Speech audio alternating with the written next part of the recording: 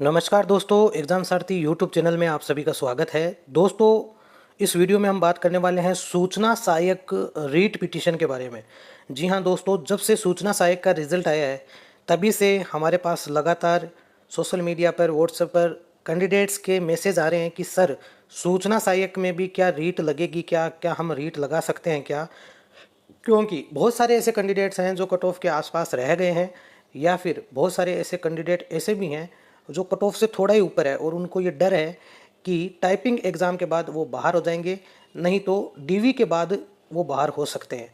क्योंकि सबको लग रहा है कि जब इतनी ज़्यादा कट ऑफ गई है तो हो सकता है जब 1.5 गुना की कट ऑफ आएगी तो कट ऑफ ज़्यादा बढ़ सकती है।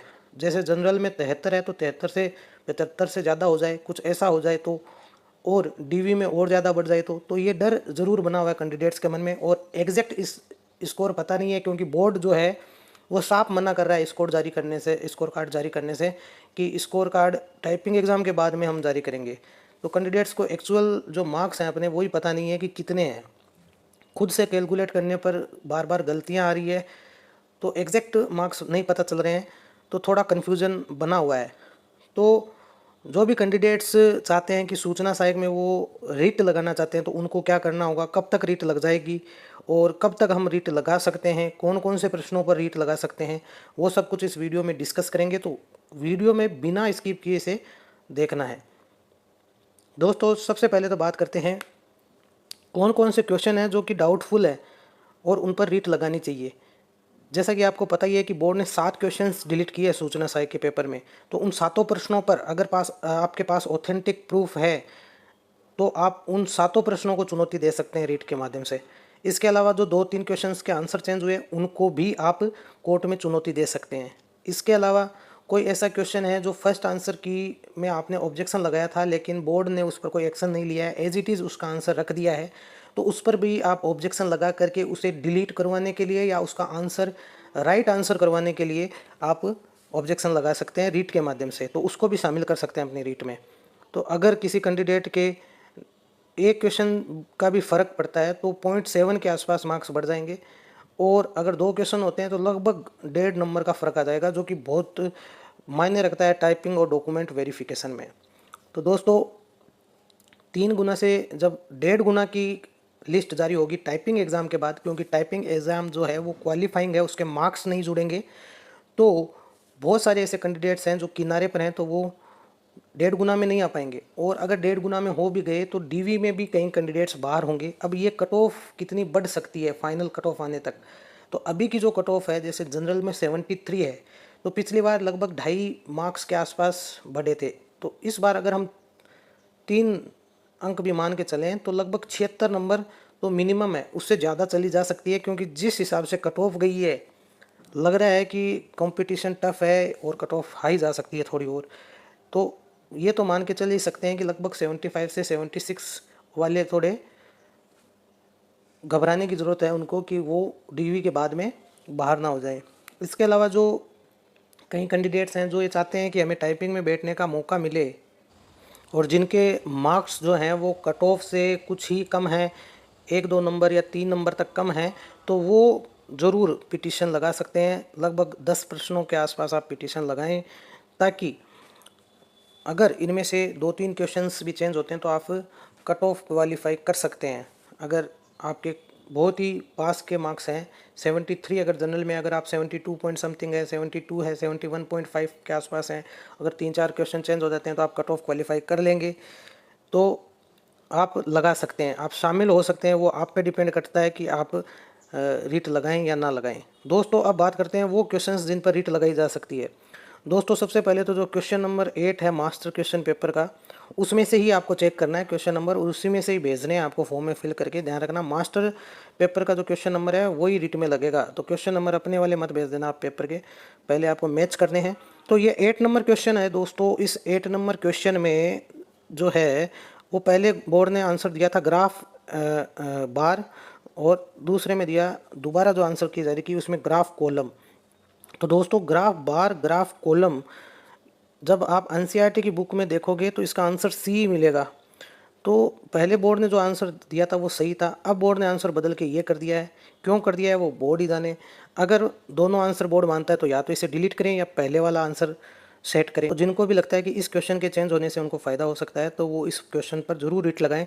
इसका प्रूफ कैसे आप देख सकते हैं वो वीडियो के लास्ट में आपको बताएंगे कि किस फॉर्मेट में आपको ऑब्जेक्शन वाला जो PDF है वो बनाकर भेजनी है।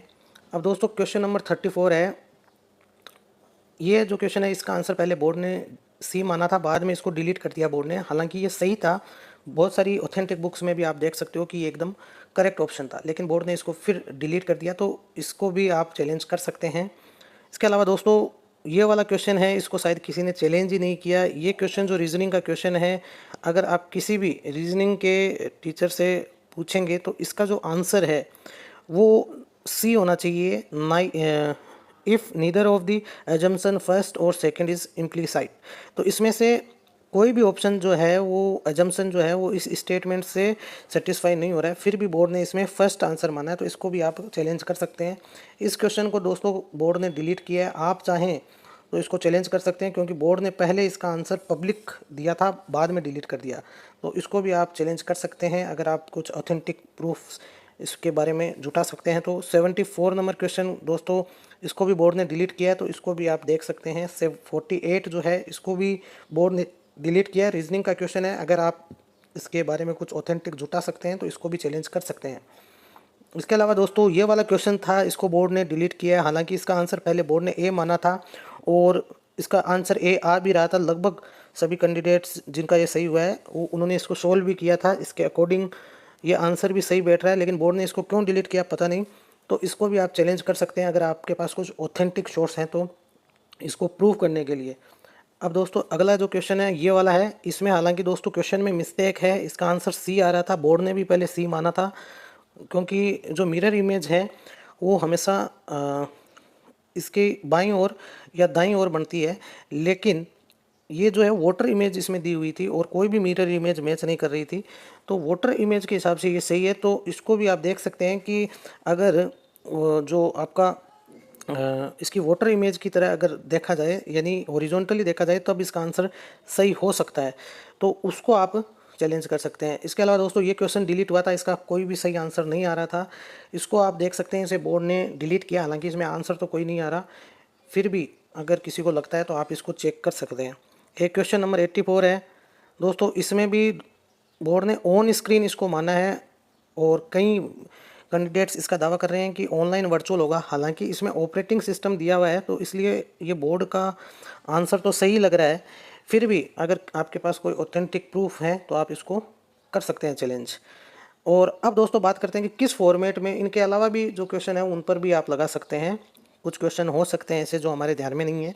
ये क्वेश्चन जो है जो 8 नंबर क्वेश्चन था, इसका जो प्रूफ है वो कैसे लगाना है। सबसे पहले तो आपकी PDF जो बनेगी उसमें फर्स्ट पेज पे ये क्वेश्चन की इमेज या स्क्रीनशॉट आ जाएगा मास्टर क्वेश्चन पेपर का। अब दूसरा दोस्तों इसके बारे में आपका ऑब्जेक्शन क्या है वो सेकंड पेज में इस फॉर्मेट में आ जाएगा जो यहाँ पर लिखा है कि मास्टर पेपर के ऊपर तो ये आ जाएगा RSM कौन सी भर्ती है, master paper question number 8 first answer की का आंसर क्या था, फाइनल का क्या है, कैंडिडेट का आंसर क्या है और इसका प्रूफ जो है अटैच किया गया है उसके बारे में। फिर दोस्तों जो नीचे के पेजेस में आएगा, जिस बुक का आप रेफरेंस दे रहे हो उसकी फ्रंट पेज की फ़ोटो, उसके बाद इसकी जो इंडेक्स होती है वो भेज सकते हो। एक फ्रंट पेज और भी होता है दोस्तों जिसमें NCERT का जैसे है तो उसमें पूरा दिया हुआ रहता है फर्स्ट पेज कवर पेज, वो भी इसमें ऐड कर सकते हो। उसके बाद ये ऐड कर सकते हो और फिर जिस पेज पे वो प्रूफ है आपका उसको हाईलाइट करके, जैसे कि यहाँ पर इसका जो प्रूफ है वो यहाँ पर आप देख सकते हो बार ग्राफ के बारे में बताया गया है। और आप जब ये डायग्राम देखोगे तो ये सेम इस क्वेश्चन का जो दिया हुआ है वैसा ही डायग्राम है बार ग्राफ में। एग्जाम्पल के तौर पर ऐसा का ऐसा जो है वो ग्राफ दिया है उस एग्जाम्पल में, तो आप ये चीज़ इसमें डाल सकते हो। तो ये एक तरीके से पूरा ऑथेंटिक प्रूफ माना जाएगा क्योंकि NCERT से हमने ये लिया है। तो दोस्तों इस तरीके से आप हर एक क्वेश्चन का प्रूफ बना करके भेज सकते हैं। और अब आपको जो रीट पिटीशन लगानी है वो किस तरीके से आप लगा सकते हो, उसके लिए आपको क्या करना है, नीचे डिस्क्रिप्शन में या कमेंट बॉक्स में आप जा कर के देखेंगे तो वहाँ पर आपको एक जो है व्हाट्सएप का लिंक मिलेगा, व्हाट्सअप का लिंक मिलेगा, उस व्हाट्सअप के लिंक पर जा कर के आप मैसेज करके रीट पिटीशन से जुड़ सकते हैं, उसके बारे में जानकारी ले सकते हैं। तो दोस्तों वीडियो पसंद आया हो तो इसे लाइक करें, शेयर करें, साथ ही चैनल को सब्सक्राइब करें। आने वाले अपडेट्स के लिए धन्यवाद।